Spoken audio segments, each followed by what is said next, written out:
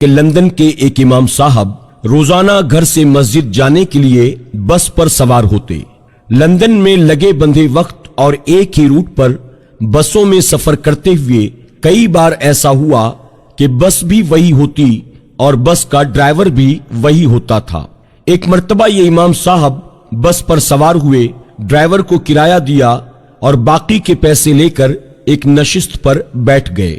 Driver کے دیے ہوئے باقی کے پیسے جیب میں ڈالنے سے قبل دیکھے تو پتا چلا کہ 20 پینس زیادہ آ گئے ہیں۔ پہلے امام صاحب نے سوچا یہ 20 پینس وہ اترتے ہوئے ڈرائیور کو واپس کر دیں گے کیونکہ یہ ان کا حق نہیں بنتے۔ پھر ایک سوچ آئی کہ اتنے تھوڑے سے پیسوں کی بھلا کون پرواہ کرتا ہے، ٹرانسپورٹ کمپنی ان بسوں کی کمائی سے لاکھوں پاؤنڈز کماتی بھی ہے، ان تھوڑے سے پیسوں سے بھلا ان کی کمائی میں کیا فرق پڑے گا۔ میں ان پیسوں کو اللہ کی طرف سے انعام سمجھ کر جیب میں ڈالتا ہوں اور چپ ہی رہتا ہوں۔ اسی کشمکش میں کہ واپس کروں یا نہ کروں، امام صاحب کا سٹاپ آ گیا۔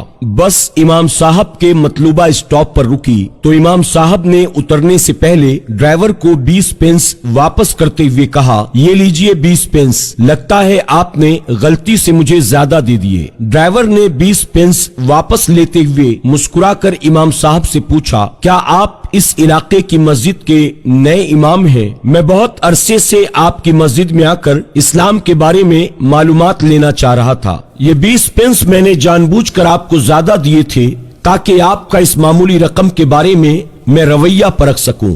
امام صاحب جیسے ہی بس سے نیچے اترے، انہیں ایسے لگا جیسے ان کی ٹانگوں سے جان نکل گئی ہے۔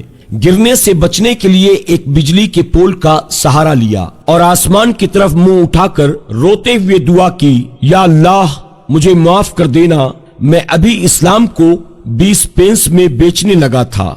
یاد رکھیے، بعض اوقات لوگ صرف قرآن پڑھ کر اسلام کے بارے میں جانتے ہیں، یا غیر مسلم ہم مسلمانوں کو دیکھ کر اسلام کا تصور باندھتے ہیں۔ کوشش کریں کہ کہیں کوئی ہمارے شخصی اور انفرادی رویے کو اسلام کی تصویر اور تمام مسلمانوں کی مثال نہ بنا لے۔ اگر ہم کسی کو مسلمان نہیں کر سکتے تو کم از کم ہم اپنی کسی حرکت کی وجہ سے اسے اسلام سے متنفر بھی نہ کریں۔